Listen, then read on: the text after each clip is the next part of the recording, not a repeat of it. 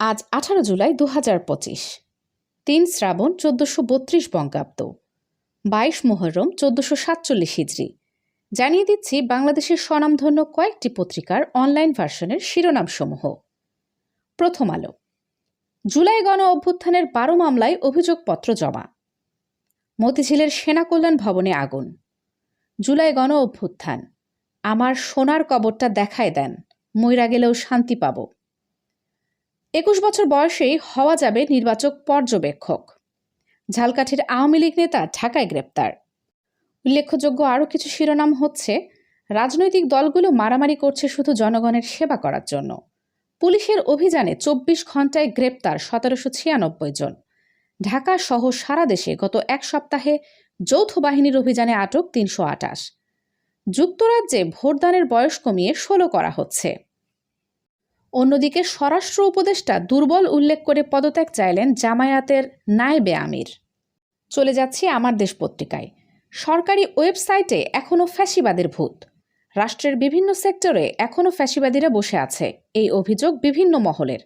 এর প্রকৃষ্ট উদাহরণ রাষ্ট্রীয় সংস্থা আবহাওয়া দপ্তর। আবার গোপালগঞ্জে যাব বলেছেন নাহিদ। গোপালগঞ্জের প্রতিটি ঘরে জুলাই গণ অভ্যুত্থানের পতাকা উড়বে।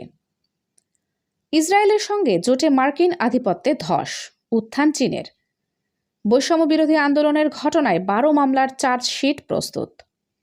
ঝাঁটাপেটা খেয়ে পালিয়ে এখন দেশ ধ্বংসের ষড়যন্ত্র করছে ডেভিল রানী, বলেছেন সোহেল তাজ। আরও কিছু শিরোনাম গুরুত্বের সাথে ছাপা হয়েছে, যার মধ্যে উল্লেখযোগ্য: জুলাই সনদ তৈরির প্রক্রিয়া হতে হবে স্বচ্ছ ও দৃশ্যমান। 116 অনুচ্ছেদের কারণে বিচার বিভাগ দ্বৈত শাসন চলছে। 16 বছর পর চালু হচ্ছে প্রাথমিকের বৃত্তি পরীক্ষা, শুরু 21 ডিসেম্বর। তফসিল ঘোষণার আগের মাস পর্যন্ত ভোটার হওয়া যাবে। 96 নির্বাচন পর্যবেক্ষক সংস্থার নিবন্ধন বাতিল। পড়ছি যুগান্তর পত্রিকার আজকের শিরোনামসমূহ। যুগান্তর পড়ে আমরা উপকৃত হচ্ছি। দৌলতপুরে যমুনা গ্রুপের প্রয়াত চেয়ারম্যানের মৃত্যুবার্ষিকীতে দোয়া মাহফিল। নতুন ফিচার আনল হোয়াটসঅ্যাপ। অন্যদিকে কালিনিনগ্রাদে হামলা হলে পরিণতি ভয়াবহ হবে, রাশিয়ার হুঁশিয়ারি। 17 জুলাই জাফর ইকবালের অভিশপ্ত দিন। 96 পর্যবেক্ষক সংস্থার নিবন্ধন বাতিল করল ইসি।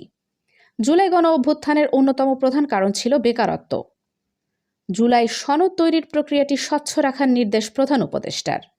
অন্যদিকে প্রধান উপদেষ্টার সঙ্গে সাক্ষাৎ করলেন সোহেল তাজ।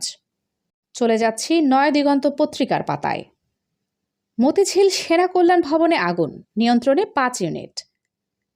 ঐকমত্য কমিশনের বৈঠকে প্রধান উপদেষ্টা। পাতানো কোনো ফাঁদে পা দেব না, বলেছেন মির্জা ফখরুল। তফসিল ঘোষণার আগ পর্যন্ত ভোটার হওয়ার সুযোগ পাবেন নাগরিকরা। গোপালগঞ্জের ঘটনায় জনসাধারণকে ধৈর্য ও সহযোগিতার আহ্বান সেনাবাহিনীর। এদিকে উন্মুক্ত বিশ্ববিদ্যালয়ে শুক্রবারের এইচএসসি পরীক্ষা স্থগিত। ইসির নতুন নীতিমালা, নির্বাচন পর্যবেক্ষক হতে এইচএসসি পাস ও 21 বছর বয়স নির্ধারণ। এদিকে 5 আগস্ট সারা দেশে সকল তফসিলি ব্যাংক বন্ধ থাকবে। গণ অভ্যুত্থানের শক্তিকে চ্যালেঞ্জ করার সাহস পাচ্ছে কারা ও কেন, প্রশ্ন সালাহ উদ্দিনের। সবশেষে জানিয়ে দিচ্ছি দৈনিক ইত্তেফাকের আজকের শিরোনাম। 96 পর্যবেক্ষক সংস্থার নিবন্ধন বাতিল। শেখ হাসিনাকে ডেভিল রানী আখ্যা দিয়ে সোহেল তাজের ফেসবুক পোস্ট। বেকারত্বই ছিল জুলাই অভ্যুত্থানের অন্যতম কারণ, বলেছেন আসিফ মাহমুদ। গণতন্ত্র ব্যাহত করতে ফাঁদ পাতা হচ্ছে, বিএনপি সেই ফাঁদে পা দেবে না, বলেছেন ফখরুল। বিশেষ একটি সংবাদ জানিয়ে দিচ্ছি। সাপের কামড়ে মৃত্যু, স্বাস্থ্য খাতে এক নীরব সংকট। জনসংখ্যার আধিক্যের কারণে প্রকৃতিতে কমে আসছে বনাঞ্চল, কৃষি জমি, ফলে সাপের আশ্রয়স্থলগুলো ধ্বংস হচ্ছে দিনকে দিন। সবশেষে জানিয়ে দিচ্ছি আবহাওয়ার খবর। আজকের সর্বনিম্ন তাপমাত্রা 27 ডিগ্রি সেলসিয়াস এবং সর্বোচ্চ তাপমাত্রা 33 ডিগ্রি সেলসিয়াস।